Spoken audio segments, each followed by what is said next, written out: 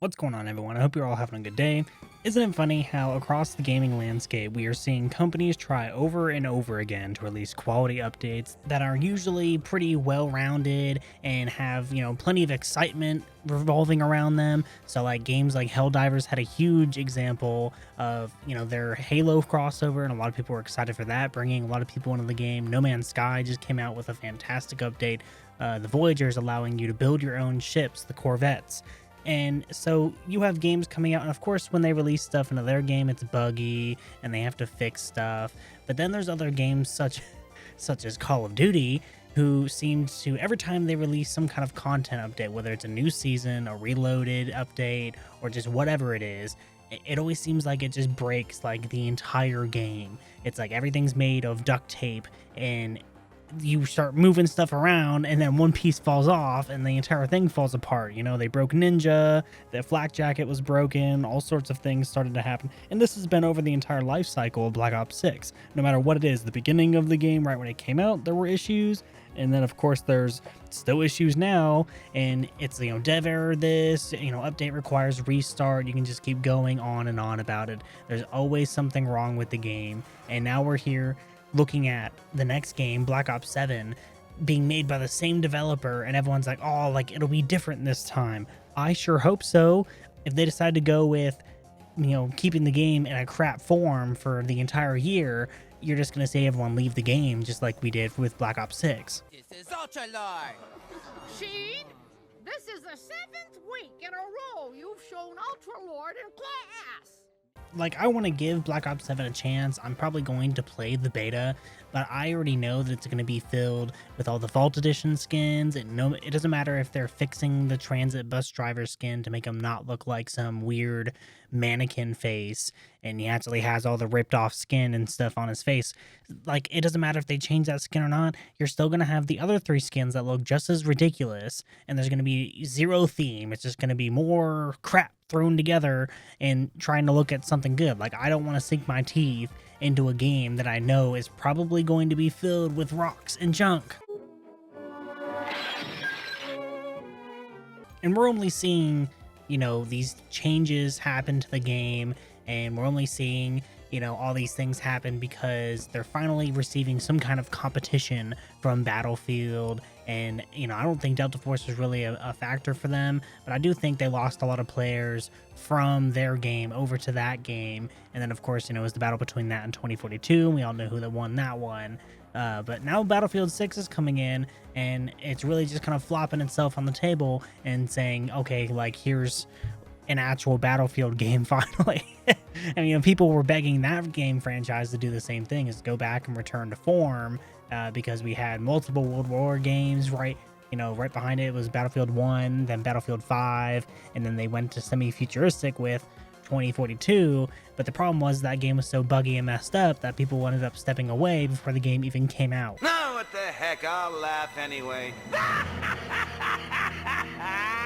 Like, it just kind of sucks to see that all the games that come out, in the modern day, usually filled with bugs and have issues with them. And, you really don't see many games coming out that aren't riddled with issues. And of course, being on the internet, you hear all of those issues just kind of echo chambered out there because, what else are they going to do? You hear one person complain about it, somebody else comes in and says, oh, I have the same issue, and also makes a post about it. So it just kind of goes around and you kind of see the same issues. But it's like, for all these games, they have issues of people not being able to play them because they're filled with bugs or stuff's messed up. And there's no other game that has issues more than Call of Duty. If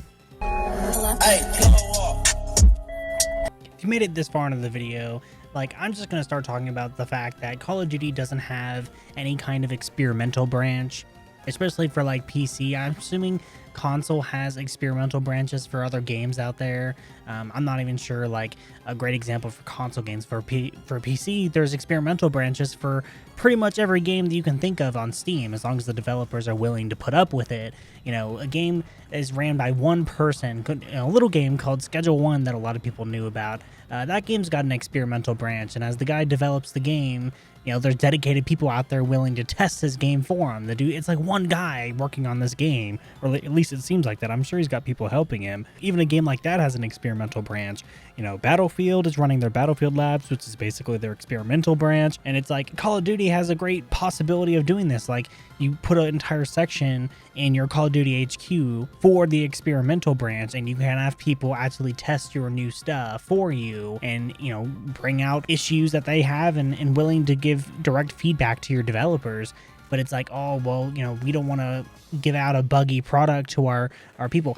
There's an experimental branch for COD Mobile, your money machine that for some reason makes probably the most money out of anything Activision owns. I think COD Mobile rakes in just an ass load of money, and yeah, that game's got an experimental branch. They go in there and test that stuff all the time, and they got to make sure that their mobile updates are top notch because that's what's making them money. And obviously it doesn't seem like there's being much care put into the major games because every update for that seems to break it. And at this point, I don't even know where to start with that. So yeah, actually, I do have that, you know, issue solved, and I had already mentioned it. It's called the experimental branch, and I'm just going to keep saying it over and over again, right? Oh, experimental branches aren't going to work for Call of Duty.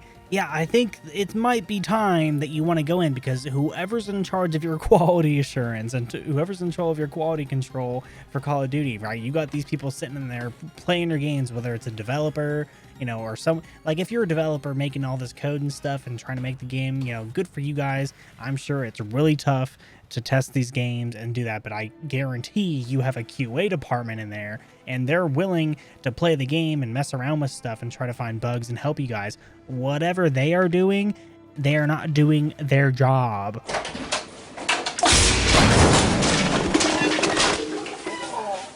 I mean, they make it seem like they've got like 3 people sitting in a closet somewhere, like working with your game, and it's like, all right, here's our latest build, go ahead and mess around with this. But it's like, you know, if they find a whole bunch of issues, they can't sit there and go to them and be like, oh, this is all garbage.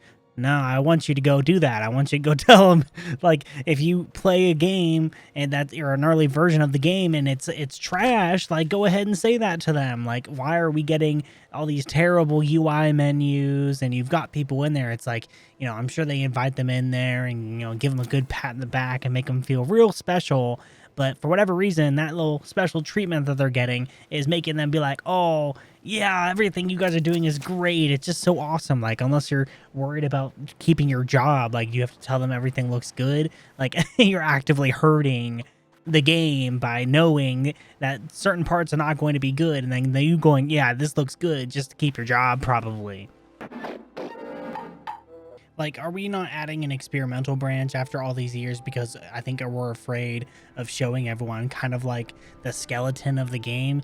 You know, I think the only game that's ever really shown off a super early, you know, version of their build kind of more publicly was actually Battlefield back in Battlefield 4 when they were doing Operation Outbreak, and they're bringing in the new map. They were talking about, you know, what they're doing with it. They're really open with the community. It was an entire like community update where they had people coming into the experimental branch and actually testing the map, and it had no textures, it had no nothing on it, and then it ended up becoming probably one of the most fan favorite maps for me, at least. I enjoyed that map a lot. Like, what would be their excuse to not have it? It's like, oh, we'll fragment the player base. The player base is already fragmented. I think most of the people that are excited for your new game are more excited for the zombies content than anything. And at this point, you're really having to bank on that because you've already delayed the zombies information, which is making people worry. And you, like, unless you knock zombies out of the park, it's going to have to be a complete home run in order for you to save at least the player base that actually cares and wants to play your game, guys. So it's like, why are they not adding an experimental branch, right? Do you guys think an experimental branch would actually be good for Call of Duty, an actual public one, something that is joinable and has, you know, a bunch of warnings saying, hey, it's going to be a big buggy mess? It's like, would you be able to jump under the hood and give proper feedback to these guys? Because at this point, it seems like they need it.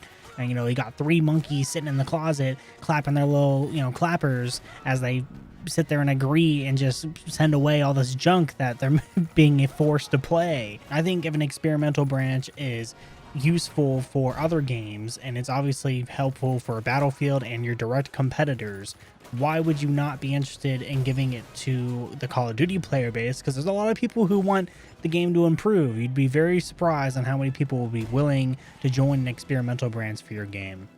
Anyway, that's all I got for today, guys. Make sure you leave a like on the video and hit the subscribe button if you're new. We're on the road to 1,000 subscribers. So yeah, that's all I got for you guys today. See you later. Bye.